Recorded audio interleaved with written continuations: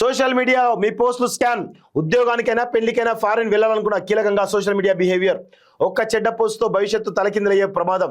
ఉద్యోగాలు రాకపోవచ్చు, ఉన్న ఉద్యోగాలు ఊడుతున్నాయి, పీటల దాకా వచ్చిన పెళ్లిలు ఆగిపోతున్నాయి, విదేశాలు వీసాలు రిజెక్ట్ అవుతున్నాయి. సోషల్ మీడియాను స్క్రీనింగ్ చేస్తున్నటువంటి కంపెనీలు వివిధ దేశాలు చెడు కంటెంట్ పెట్టకుండా బాధ్యతగా ఉండాలంటున్న టెక్ నిపుణులు అంటూ చూస్తా ఉన్నాం. సో సోషల్ మీడియాను నియంత్రించడానికి ఇదొక ప్లాన్ చేస్తున్నారా? ఎందుకంటే వాస్తవంగా సోషల్ మీడియా పైన నియంత్రణ అవసరం.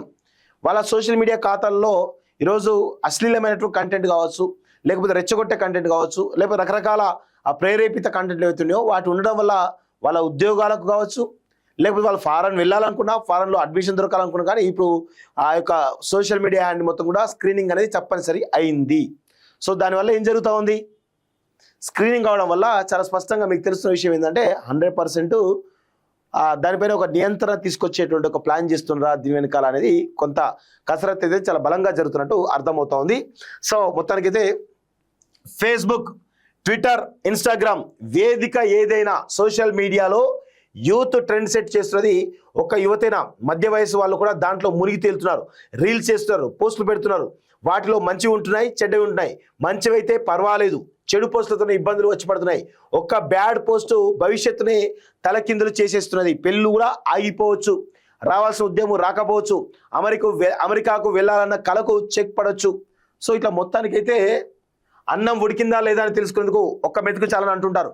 అలాగే సోషల్ మీడియాలో ఒక్క పోస్ట్ చెడ్డది పెట్టినా మన బిహేవియర్ మొత్తానికి మచ్చపడిపోతుంది. అందుకే సోషల్ మీడియాలోనూ సరైనటువంటి బిహేవియర్ మెయింటైన్ చేయాలని టెక్ ఎక్స్పర్ట్ చెబుతున్నారు. అడ్డమైన పోస్ట్ పెట్టకుండా అక్కడికొచ్చే పోస్ట్ పెడితే మన భవిష్యత్తుకు బెంగ లేకుండా ఉంటుంది అనేది సూచిస్తున్నారు.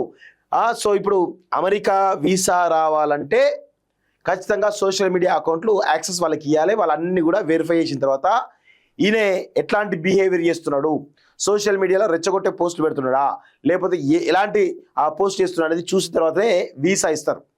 సో అట్లే ఉద్యోగాలు రావాలన్నా ఇప్పుడు సోషల్ మీడియా యాక్సెస్ అవసరమే, పెళ్ళిళ్ళు కావాలన్నా కూడా సోషల్ మీడియా యాక్సెస్ అవసరమేట. సో ఇండోర్ను అందరూ క్లీన్ సిటీ అని పిలుస్తున్నారు. ఆ సిటీలో జస్ట్ ఒక్క నెలలోనే 150కి పైగా పెళ్లిళ్ళు సోషల్ మీడియా కారణంగా ఆగిపోయాయి. పెళ్లి కూతురో పెళ్లి కొడుకో గతంలో పెట్టిన పోస్టులను చూసి నువ్వు నాకు వద్దు అని చెప్పేసుకున్న ఘటనలు అక్కడ పెరుగుతున్నాయి. అక్కడే కాదు, దేశవ్యాప్తంగా ఇలాంటి సంఘటనలు చాలా చాలా ఉంటున్నాయి. అంటే సోషల్ మీడియాలో గతంలో పెళ్లి కాకముందు ఒక అమ్మాయితోటో ఒక అబ్బాయితోటో చాట్ చేసేటప్పుడు ఆ చాట్ చేయడం కావచ్చు, లేకపోతే ఆ కామెంట్స్ రూపంలో వచ్చేటువంటి వాటిని చూసిన తర్వాత ఆ సదరు పెళ్లి చేసుకున్న అబ్బాయి ఆరు అమ్మాయి ఎవరైతున్నారో ఇమీడియట్గా నాకు వద్దు అని చెప్పేసి తెగేసి చెప్తున్నారు. వాళ్ళకు ఏది ఇల్లీగల్ అఫైర్స్ ఉన్నాయి అని చెప్పేసి చెప్పుకునే ప్రయత్నం చేసి మొత్తానికైతే సంబంధాలు పెళ్లిళ్ళు కూడా ఆగిపోతున్నట్టుగా తెలుస్తోంది. ఉద్యోగాలు కూడా ఊడతాయట. చాలా కంపెనీలు ఉద్యోగులకు రిక్రూట్ చేసుకునే టైంలో సోషల్ మీడియా పోస్టులు పరిగణలోకి తీసుకున్నాయి.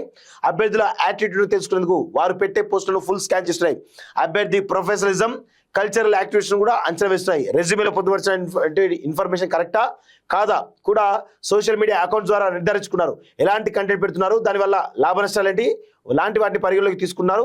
ఒకవేళ నెగిటివ్ కంటెంట్ ఏదైనా ఉంటే వాళ్ళ దరఖాస్తులను తిరస్కరిస్తున్నారు. అలాంటి వ్యక్తుల వల్ల సంస్థ ప్రతిష్టకు భంగం వాటిల్తుందని కూడా ఈరోజు మొత్తానికైతే కంపెనీలు కూడా సోషల్ మీడియా అకౌంట్లు చూడడం ద్వారానే అనలైజ్ చేసిన తర్వాతనే ఆయనకు ఉద్యోగం ఇవ్వాలా వద్దా అనేది డిసైడ్ అవుతుంది. సో ఇప్పుడు వీసా కూడా అదే పరిస్థితి.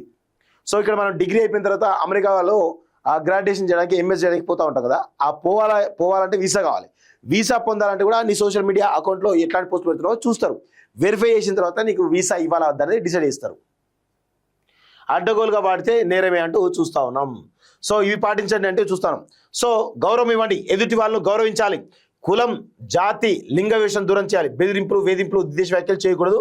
ఒక్కసారి ఆలోచించాలి. ఏదైనా పోస్ట్ పెట్టే ముందు ఒక క్షణం ఆలోచించుకోవాలి. ఇది అవసరమా, అసలు నిజమా కాదా, ఆ పోస్ట్ ఇతరులు చూస్తే ఇబ్బంది ఏమి ఉండదా అన్న విషయాలు పరిగణలోకి తీసుకోవాలి.